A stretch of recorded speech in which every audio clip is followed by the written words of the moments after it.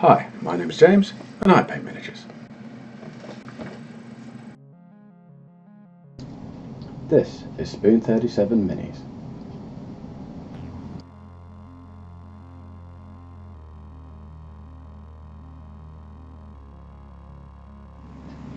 So, assuming you've just got hold of your first miniatures, what do you need to know?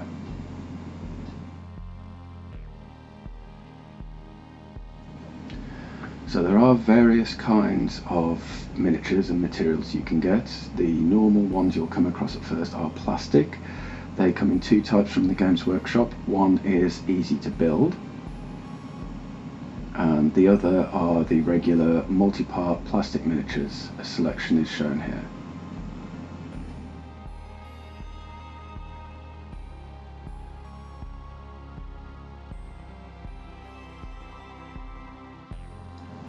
Also available are resin miniatures. These are fairly commonplace from a variety of manufacturers.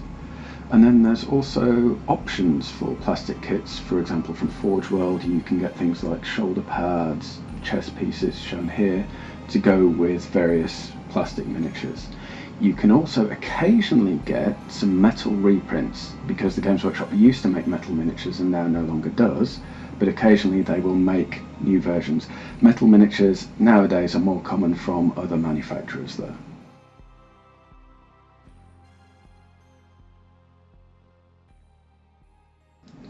Now, having started collecting these miniatures in the 1990s, I'm used to there essentially only being plastic and metal miniatures. For the purposes of this video, I'm going to be going with just plastic miniatures, because I expect this is what you'll first come across in either, you know, like a boxed game, a start collecting set, or just your first box of miniatures off the shelf. So it'll either be easy to build miniatures in plastic, or it'll be regular plastic multi-part kits.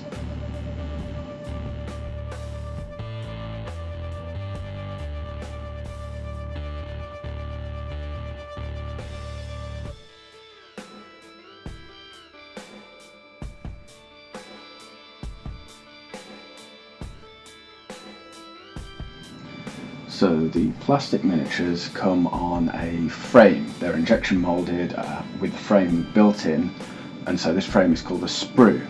The miniature parts, as you can see, are all molded within and have to be cut free from the sprue, and that's the same for easy to build in blue or the regular models in grey.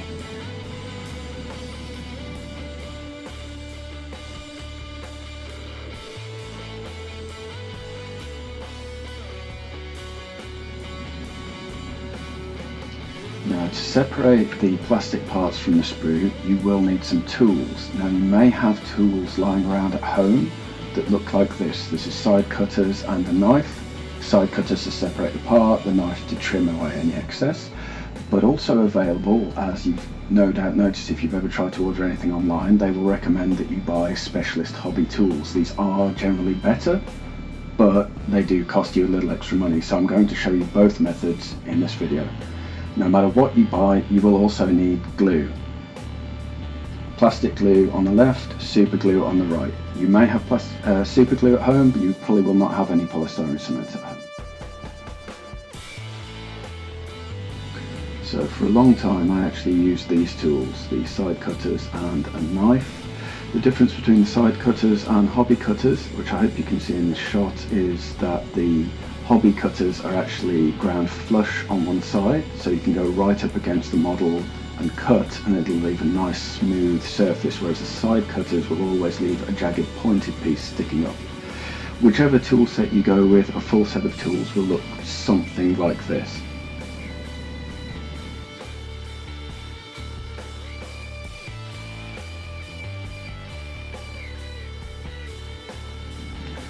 Now, as with any tool that you use, please exercise caution when using sharp tools, particularly the knife.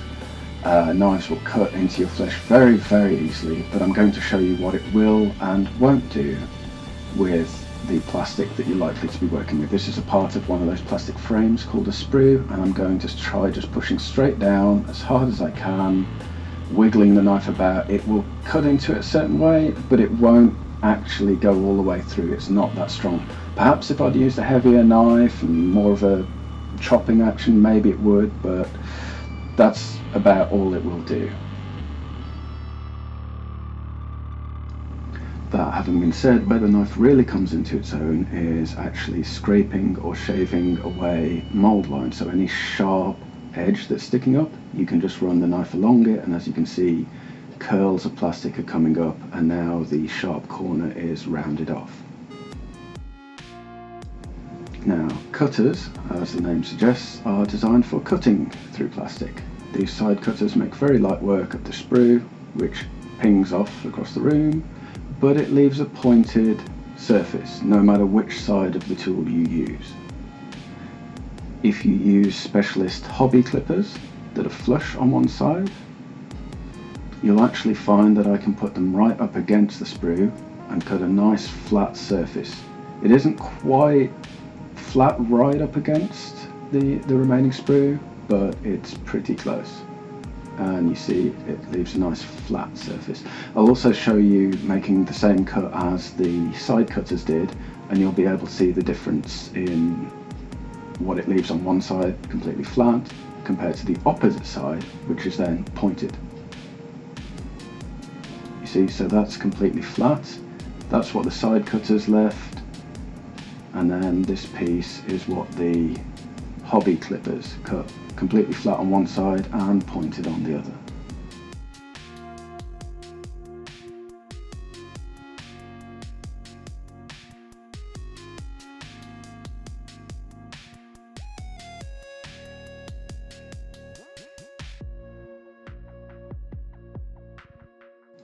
So first I'm going to show you the process of cutting out an easy to build Primaris Space Marine, at least the body part, with the side cutters and knife. So starting off by cutting the pieces, what you'll see here is I have to move the cutters slightly away from the parts, particularly the round pegs that are used to assemble the miniatures, so as not to cut through them, because the tool is naturally inclined to slide towards the narrow section. So I have to deliberately pull it away and then leave a little bit standing proud. And then you'll see this is why generally this is regarded as more work, and why the flush cutters are regarded as a time saver, because it leaves all these bits all over the mini sticking out, which, as you can imagine, you couldn't assemble it like this. So then you have to go back and with a knife and rather laboriously cut all the pieces away. Now, a word on knife safety: always cut away from yourself. I'm sorry, that means my hand is in the way of the camera sometimes, but I'm cutting down towards this plywood board that I normally paint on, so that I'm picking out each piece that needs to be cut off and then cutting downwards away from me. And worst case scenario, if the knife slides off or suddenly moves, it'll only go into a piece of wood, not my fingers or you know, my chest or whatever. So never cut towards yourself. Ideally always cut down towards a hard surface that you're not too worried about sticking a knife into. So see, the temptation there is to cut towards you, but no, cut down towards the desk. It's much, much safer.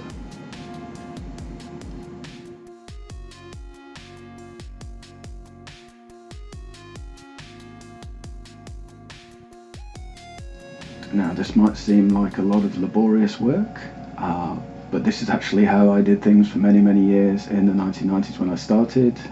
I could say I didn't know any better, but honestly I was certainly not aware that other tools were available that were better for this, so we are in a much better situation these days. But there you go, after a bit of work you finally got it free of all those lumps and bumps that were sticking out.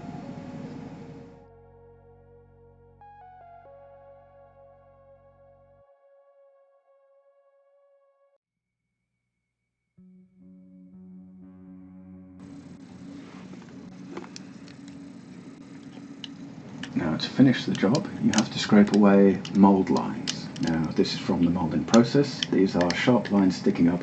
They're not too bad on the modern miniatures these days compared to some I've had in the past, but they're still a slight line that just needs scraping away carefully. With a knife, it's fairly easy. As you can see, you just rub it over the surfaces where the lines are sticking up, and the blade is fine enough to get into some fairly tight spaces. So you just scrape it over until you're satisfied that they're all gone, and then you're done.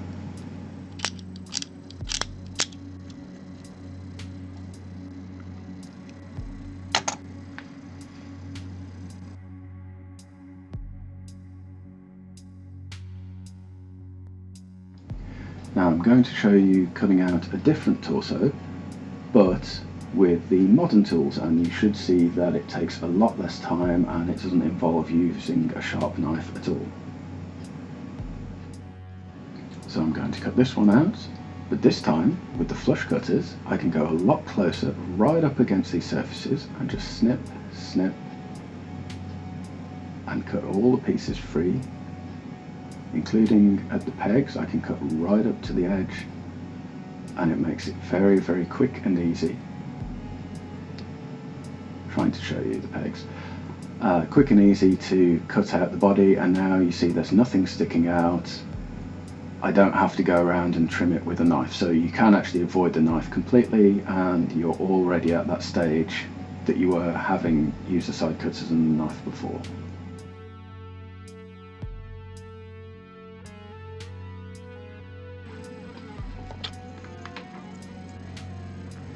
That having been said, you can still use the mould line remover tool, or you could use a knife depending on what you have to hand, to just scrape down those same mould lines and just make sure they aren't sticking up, which is a real pain when you're painting. It's not so bad at this stage when the model isn't painted at all though. But this tool is very easy to use, makes very light work of scraping the mould lines. I'm just looking for them, making sure I've got them all. One or two more, and then this one as well will be done in far less time than the alternative tools.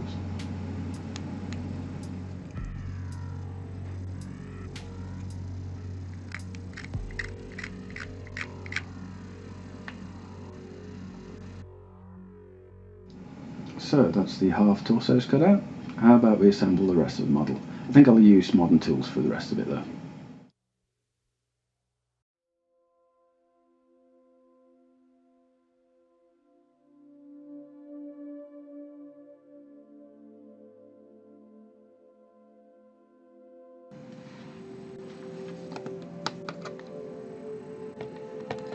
So having done the main body and the base, I now need to find all of the other pieces, starting with the head.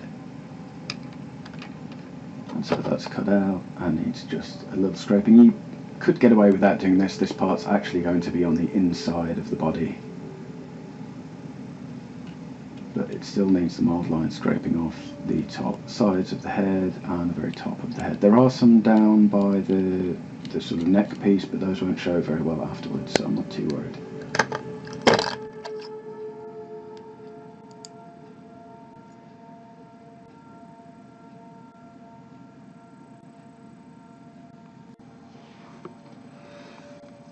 Next up is the back piece, which will not only complete the torso, but it actually, once it's snapped into place, it helps retain the head in the correct position.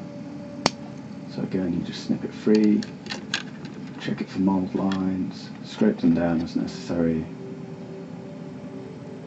And now I have slightly messed up here. I've left a bit actually standing proud on that side, so I'll have to come back with the cutters and cut it free. But I'll scrape down any mould lines I can find first.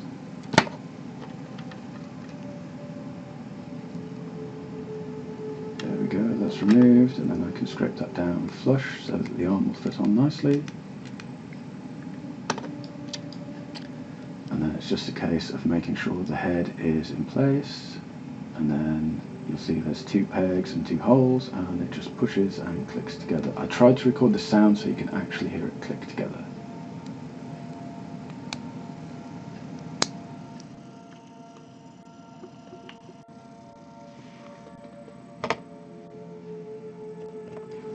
Next we're going to do the arms and the bolt gun. These are a little tricky to separate without cutting into any parts or levelling off any part that is supposed to be slightly curved, but it's probably better to leave a bit standing proud and then go back in and cut or scrape it away afterwards. What I was surprised to find with these easy to build models was that I thought the arms would swivel to a degree, so you could just kind of set them wherever you like, but actually they're really well designed and you can only fit them one way. So if they don't fit easily, they're in the wrong position. If they fit easily, they're in the right position. It's that simple.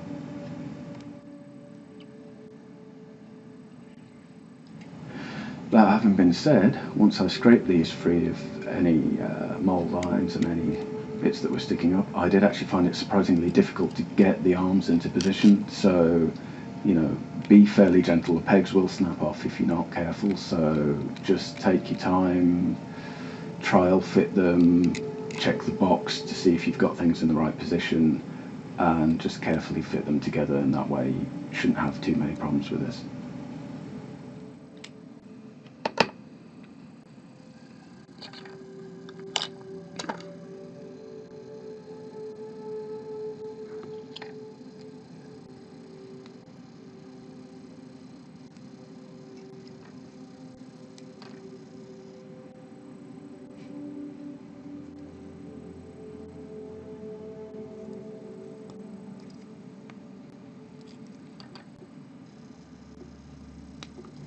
And there we go, just one part remains, which is the ever popular Space Marine backpack.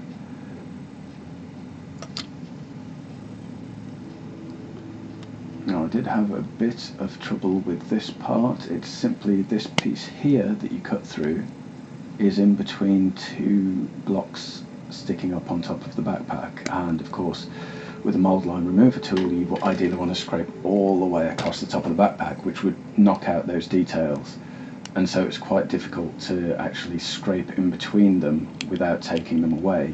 So initially I tried with just the scraper, but I had to go back in because I realised it was difficult. I had to go back in with the clippers, cut away as much as I reasonably could from a couple of angles, and then scrape it without cutting the blocks that I mentioned before.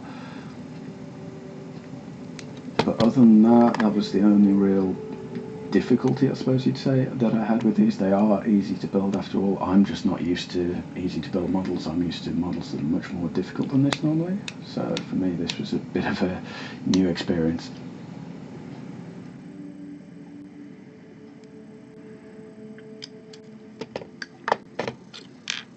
Now here you'll see me make a slightly unusual use of this tool to actually hollow out that hole, because there was actually some flash around it, so the hole was smaller than it should have been.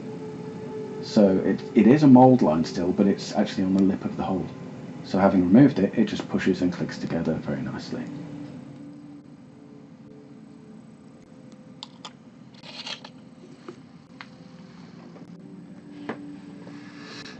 Now by following the same steps, you can see you've actually cut all of the pieces away from that sprue, and you've got an intercessor with an auspex holding his gun up in the air.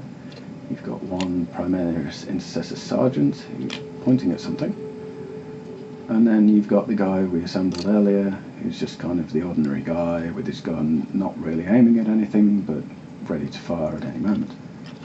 And that's what the whole sprue produces. So again, I've just got some stills of the same thing. Primaris Sergeant. I took these because it was more detailed than the video footage, and I'm trying to work on the quality where I can. And after that you've got the first two I put together, because I don't know if you noticed in the early footage, but I actually had the Sergeant assembled before I did the guy with just the ordinary gun and helmet on. And then after I'd done all of that, I assembled the third one without recording it. So that's all three of the easy to assemble Primaris Intercessors done.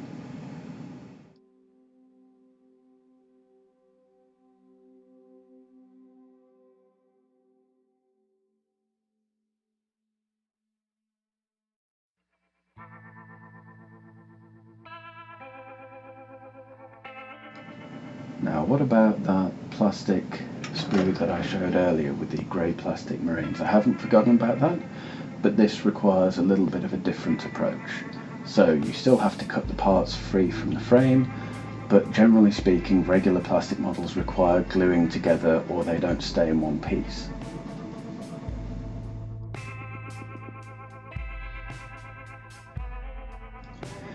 Now these are the Space Marines from the Dark Vengeance sprue, the 7th edition box set, which was actually re-released briefly in January 2020 for the new Dark Angel stuff.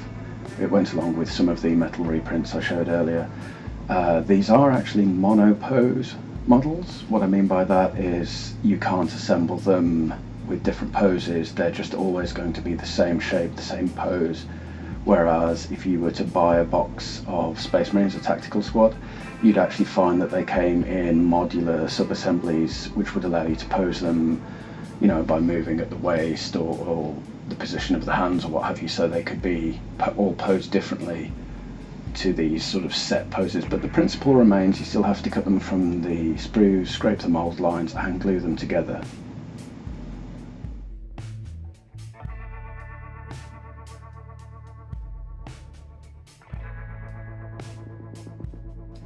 Now those are the three pieces along with the round slot base that form the Space Marine. And now we have to scrape away the mould lines and any parts that are sticking up that shouldn't be, in order that we can actually not only assemble the model properly, but that we'll actually be able to paint it later on as well.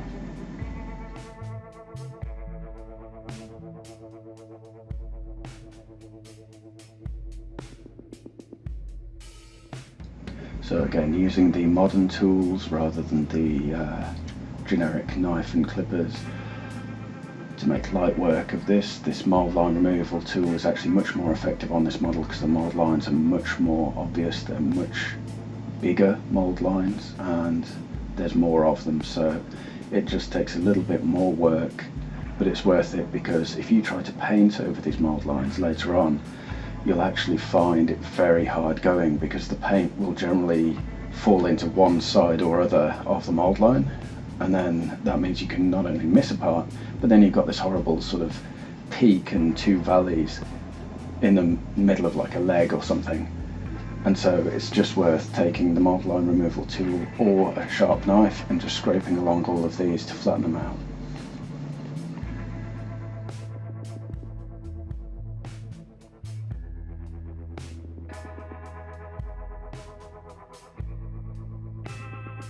Another noticeable difference is there's quite a significant mould line on the inside of the legs on this one, whereas on the Primaris Intercessors I did look for these, but I couldn't actually see a significant mould line, so that's another difference. These tend to have more mould lines. They are slightly older sculpts, so I dare say modern multi-part models might have less obvious mould lines, and they tend to be formed into natural sharp lines on the model, but it's no more or less difficult. You just have to inspect every part of the model and just scrape down a mould line if it exists. Same for the small parts. Just see any raised surfaces, any flats that have a line sticking up, you just scrape them smooth. This bit's a little awkward. The part from the sprue is actually hanging slightly off to the side of the gun, and I can't really remove it with this tool. It might be worth cutting that away with either the clippers or the knife afterwards. I didn't in this case because I just wanted to get through this and show you how it was done.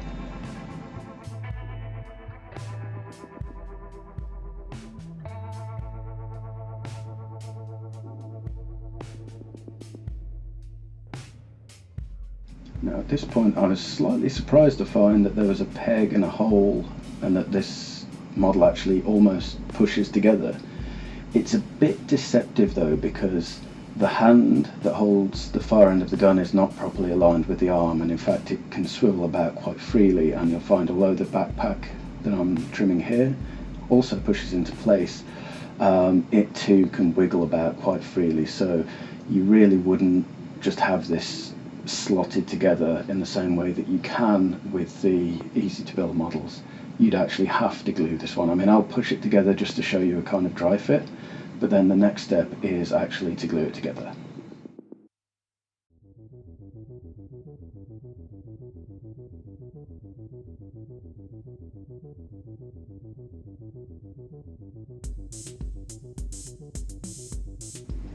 Now that's the dry fit complete, so we know that all the parts fit together, but actually they are still quite loose, so they have to be, in this case, just showing you how loose they are, they have to be wiggled free and then glued into place properly with what the Games Workshop helpfully call plastic glue, but if you buy it from any other manufacturer it's called polystyrene cement. I was a little bit surprised how stuck this gun was. It's all to do with the peg in the middle, but actually once I'd got it moving in the right direction it popped free very easily. So I just got the model apart here, and then I'm going to get my glue. I happen to be using some from Revell. Now I think were the first to do this kind of bottle where when you put it down, the spout is actually pointing upwards, which is one of the reasons why I bought it in the first place. I've had this for a few years. But you could use the Games Workshop plastic glue or really any manufacturer's polystyrene cement. You do have to give this a few moments, however, to start working, because this isn't technically a glue, it actually melts the plastic. And so the plastics actually weld to one another by melting. It is a chemical melting, obviously, not a heat melting. And so not only do you have to wait for it to start to activate, you also then have to press the parts together for a moment. I should probably leave it a little bit longer than this, but for the sake of filming, I decided to press on and do the backpack and the gun as well.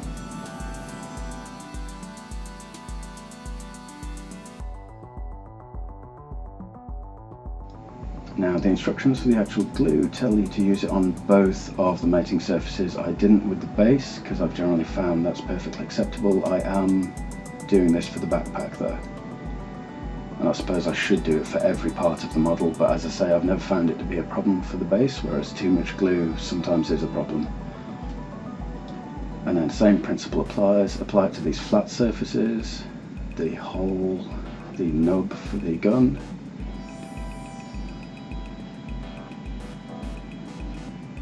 And same again, a little bit of glue on both of the contacting surfaces. This, by the way, this slight delay helps the glue to actually start melting the parts. I'm just wiping the nozzle off. You don't want glue to actually set at the end, and you can't see it on this footage, but glue was actually starting to run down the nozzle. Now once you've got it glued, all you do is line up the parts as best you can, as I'm doing with some difficulty here, and then just push them together so that the wrists meet the hands, the peg meets the hole, and there you go, you have one complete Space Marine miniature. Now don't forget to wipe the nozzle of the glue with the tissue and replace the lid as soon as possible. That also goes for super glue as well.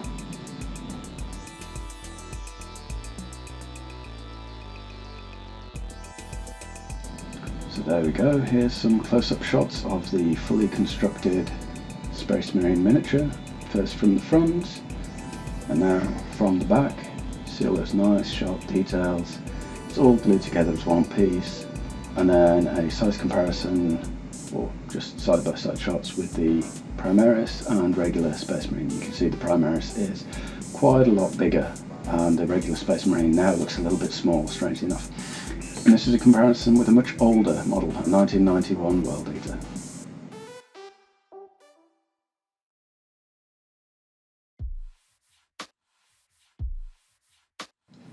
Now, since I've got back into the hobby, there are a couple of things that I do that some would consider to be optional.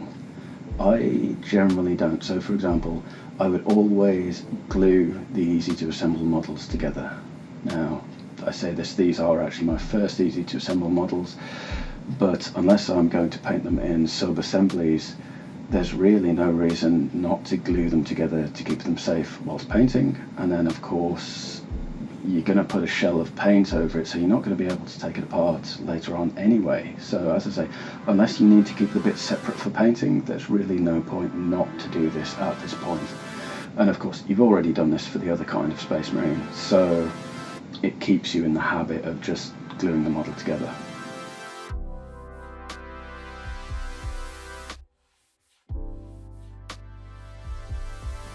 Now this step coming up is a little tricky because although you can easily glue the two halves of the upper torso together, which is mainly to do with the peg and hole arrangement, the headpiece is actually retained by how the two parts snap together, so that the head can only be facing off to the left. But you've kind of just got to let it rest there as best you can whilst you sort of push the back on.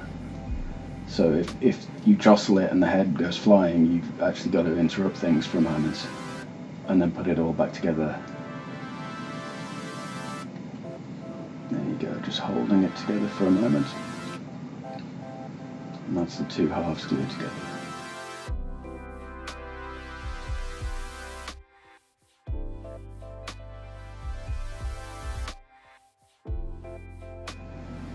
moving swiftly on, I shall do my usual trick of dropping the arm and having to go and find it. There we go, finally found it. Having wiped the dust off, we can now push it back into place, and the glue's already started to soften the parts, so I just carry on as if nothing had happened. Nobody noticed that, right?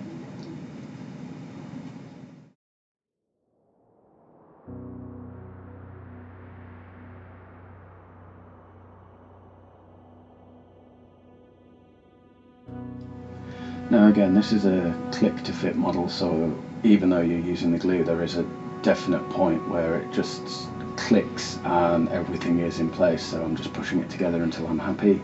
The glue will soften the parts though, so the click can become a little bit soft, so don't be a monster when you're pushing this together, just push it until it stops and you're done. Same idea, I'm only going to do the glue on this one side for the backpack, and then that should push together nicely, and then we're actually done with this step.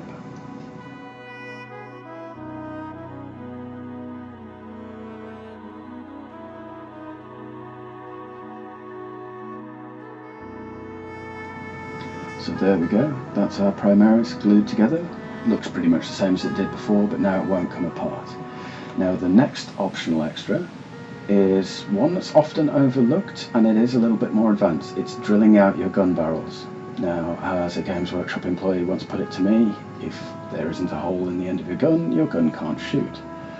So, how do you make these little holes?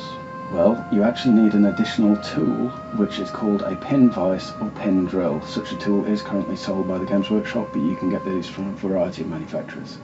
The one I'm using is the old style of Games Workshop pin drill, which actually has some collets and will take a variety of small drills. It is a hand tool, and normally I would actually put the Marine down against a wooden surface and drill straight down, so there's no danger of the drill bit going into my finger, but to try and show you, I'm having to hold it up to the camera, which means I'm having to take my time about this. You can see how close my finger is. It's not quite as bad as it looks, but I'm certainly having to not push as hard as I might, and also the glue's still a little soft, so I'm just taking my time to make sure that this small drill drills across first, and then later I'll show you how to drill lengthways into the actual gun to make a proper hole.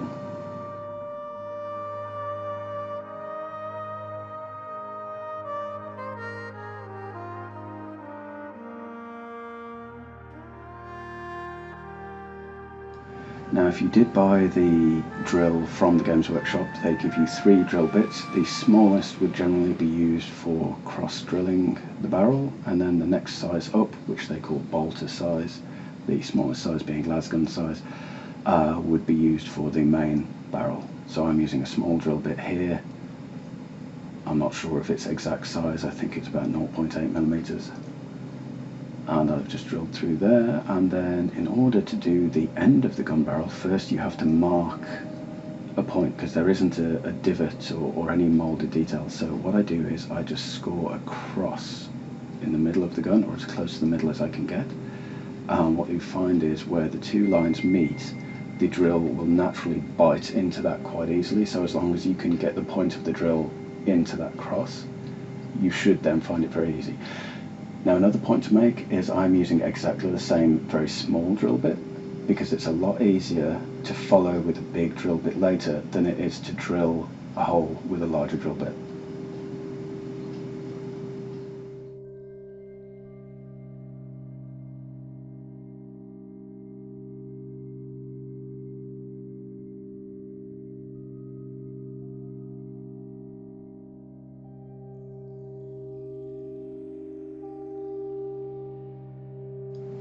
Now, this might seem a bit laborious, but I actually think it is worth the effort. It's a lot easier to do this bit of effort now and not have to worry too much about trying to paint a black dot in the exact centre of the gun barrel later on, and it adds that slight touch of realism to the model.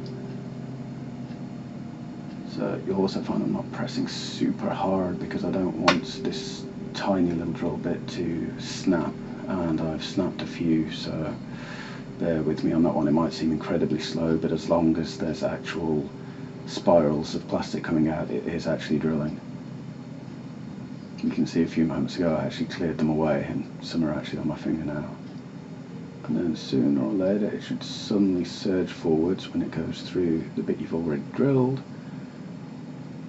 And that's pretty much as far as you need to go. You could continue drilling it if you wanted for a bit more realism, but I usually stop as soon as it meets the other bit you drilled earlier.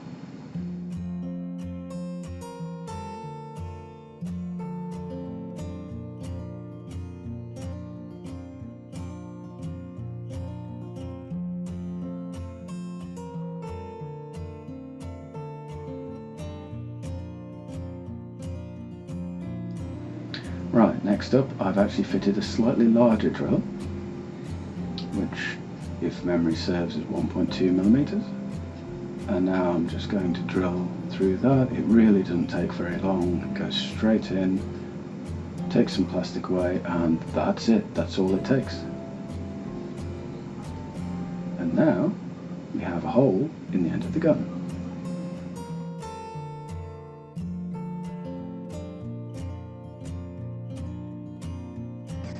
Right, thank you for watching. If you enjoyed this, hit like, hit subscribe, hit the little bell-shaped icon so you can see when the next video will be out. I hope that will be soon. Thank you for watching.